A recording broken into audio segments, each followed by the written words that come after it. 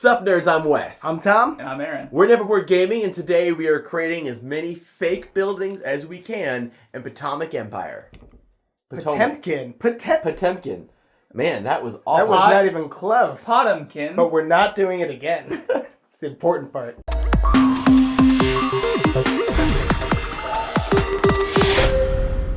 This game is all about bluffing and lying and spying and building and running and seeing and being and having and sharing. So it kind of has that social deduction party vibe feel, but it's kind of for a smaller 3 to 5 players where you're going to be building these buildings, which give you different perks. What you build them with, the interior that you're building, because you're putting up a facade no matter what it is, and the card you put behind it is either saying that it's real or it's fake.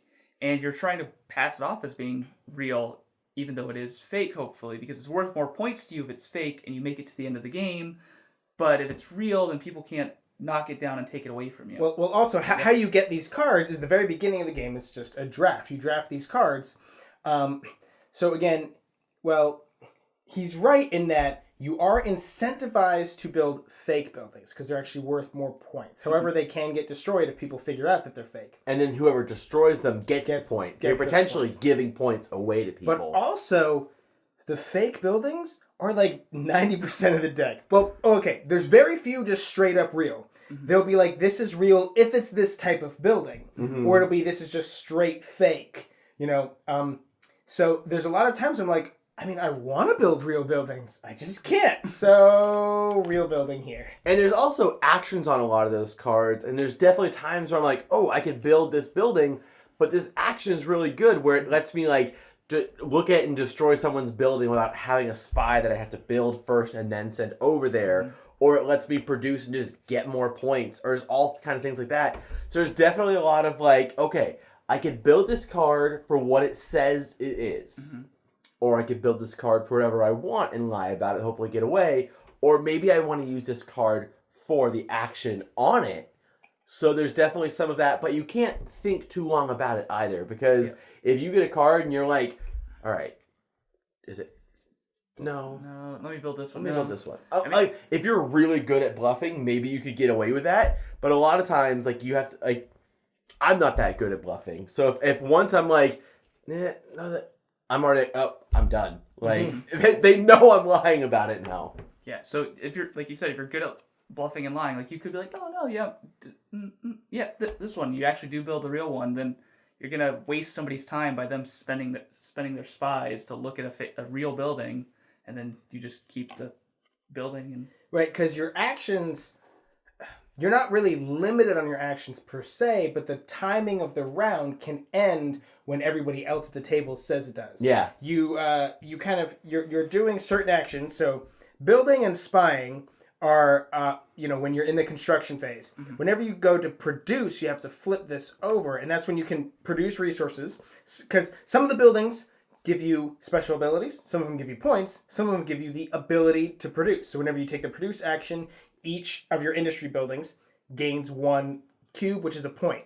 Whenever you do that, you can no longer, you have to flip over to being in production, so you can't send spies or build anymore. So you either just play action cards or just keep producing. So if I produce early, and I'm just sitting, and you guys want to do all of your actions, fine, go ahead and do all your actions. Every turn, I'm going to gain 2 points or 3 points, or however many industry buildings I have.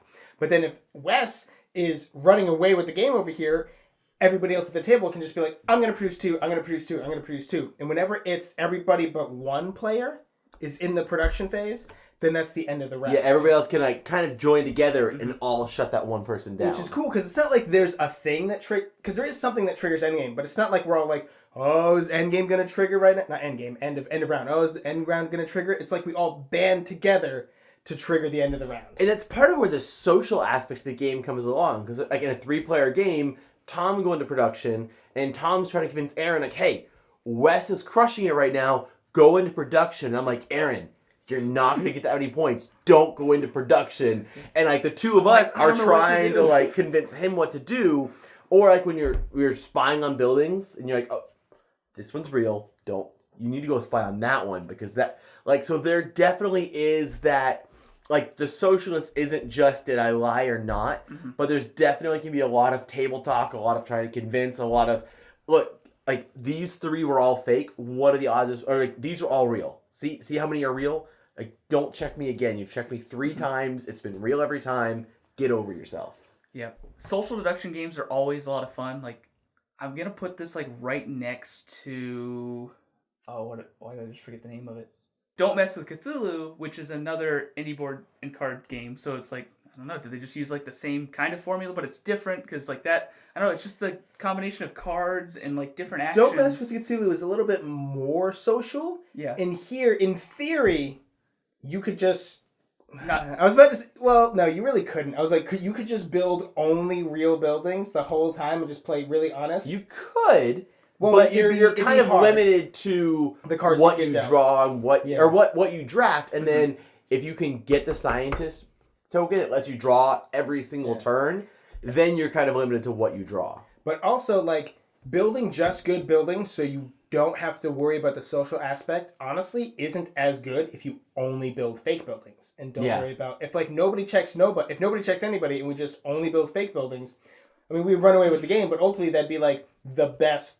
Each player would play the best game they could. You know what I mean? Yeah, but because I get points for destroying your fake buildings... Yeah, you're not going to let that happen. Me not checking your fake buildings, like, that's a 4-point swing. I'm taking No. 2 points away from you and gaining 2 points myself. I am aware. What I'm saying is that Don't Mess with Cthulhu is like social first, because you don't even have points. It's just like social first and then team wins. Yeah. And here it's like there's the social aspect to try and mitigate the points that the other players are getting. Gotcha. I would even go on to what Aaron was saying, where he is saying, like, you said that you always love social deduction games like this, and I'm going to kind of disagree with that. I could be really picky on the social deduction, especially the bluffing games that I play, because I've played so many party bluffing games that I just did not enjoy. And so when I hear, oh, hey, it's bluffing and deduction and you're trying to fool each other, I can be a little, like, I don't go into it like, this is going to be great. I go into it like, I really hope this is one of the few good ones. Yeah. And this one was. Like, I enjoyed this game so much. And it was partly because we were able to get into the, like, trying to convince another player of what to do, and you're building things, and, like... So Tom had a point in the last game we played where he said earlier that when your production buildings you produce, they each get a cube. So he had a bunch of cubes in a bunch of different buildings that produced cubes, and then he started playing actions to move his cubes all to one building.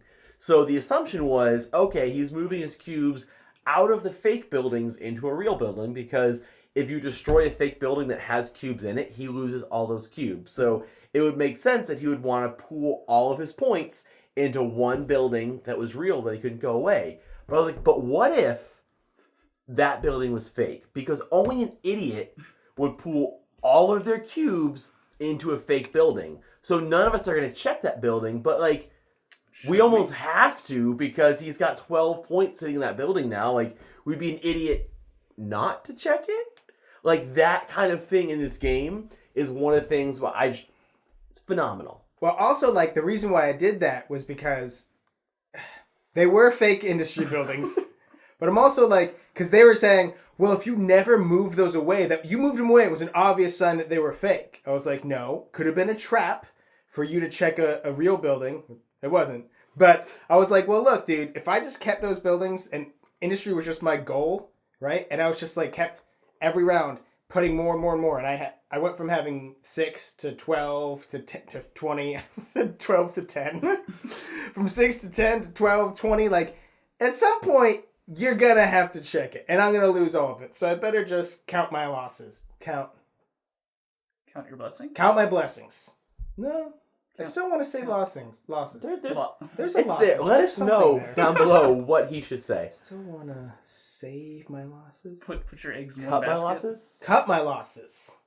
Maybe. I think the artwork really adds to the theme as well. Like, these are, the facade of, looking like a real building. On the back of every single card, it's like this fake, like, it's just like shambled and put together with like 2x4s and stuff. So like, I think it's just really cool. It's a fake house. We do it in 1 week.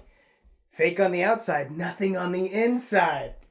Arrested Development. No, I got you. I'm there. So I really like the artwork. I think all the meeples and, these cool little, I guess they're meeples, but they're not people. They're not people. So They're just fake tokens. But it is having this. You draw the scientist to you, Yeah, and the if they token. destroy a building, the scientist gets scared away. So he is guess. really a person, even though he's not person shaped. Yeah, but like these are nice. They just they're chunky, and they all have their purpose. Like having the first player one, having this one that lets you draw cards, having the shield, which forces somebody to use 2 spies to actually spy on one of your buildings. So they have to first take your shield away, and then... And that can be a good, double bluff, too, of ooh, I've got the shield, don't come at me. Yeah. And you have all of yours are real. Yeah, so you're just making someone waste their time inspecting you, and then you build a bunch of fake buildings after they've wasted I'm not your falling guys. for that again. And those tokens really do help add to the, incentivizing people to attack people. When I have the scientist meeple... and I'm drawing an extra card every turn, like they were saying earlier, we have to try to kill his scientist buildings because we can't let him we only have 4 cards and he has 8 cards now because it's been 4 rounds. We can't let that happen, so we have to go after him, which is one more thing that just encourages that player interaction in the game. It's also really cool, the game design, how these buildings are have the little L shape, and the cards go in the back and hold it up, and then when you boom, and your building is knocked over. Fake. Yeah, It just meshes really well for how little there is going on here, and then your city grows to take up the table. We didn't, when we were playing, we didn't do that. We just it's fake and it's gone. We should have been it's fake, and then rotated it around to show that it's fake and see the facade on the back, and then everyone's see, I knew it. So we should have done. They weren't there when we were playing this game. We totally did that. It was great.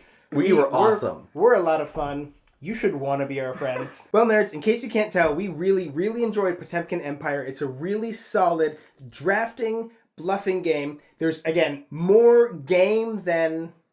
Don't Mess with Cthulhu. More game than Resistance and Werewolf. But still a lot of social aspects and a lot of bluffing involved to mean it's not just a draft and get... It's less just party, hang out, but... more just fun and goofing off than... It's like a bluffing game for gamers. Yeah, absolutely. So if this game sounds interesting to you, we'll have a link in the description box down below, or a card popping up right here, or, if you're on Kickstarter, just scroll back up and back it right now. What are you doing? Either way, make sure you end up subscribing to our channel so you'll never be bored.